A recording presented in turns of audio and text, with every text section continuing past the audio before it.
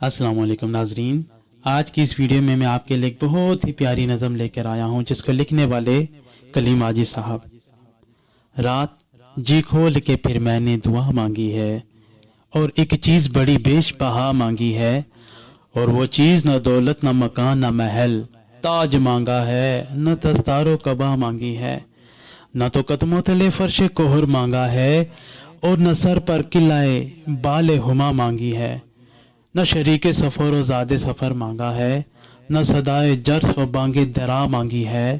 نہ سکندر کی طرح فتح کا پرچم مانگا، اور نہ مانند خضر عمر بقا مانگی ہے، نہ کوئی عہدہ نہ کرسی نہ لقب مانگا ہے، نہ کسی خدمت خلق کی جزا مانگی ہے،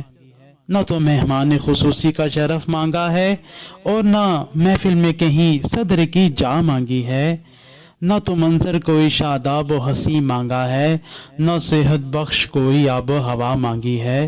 محفل عیش نہ سامان طرب مانگا ہے،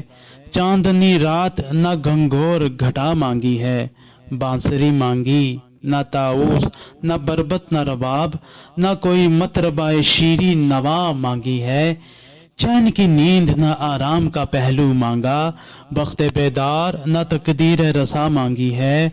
نہ تو عشقوں کی فراوانی سے مانگی ہے نجات، اور نہ اپنے مرض دل کی شفا مانگی ہے۔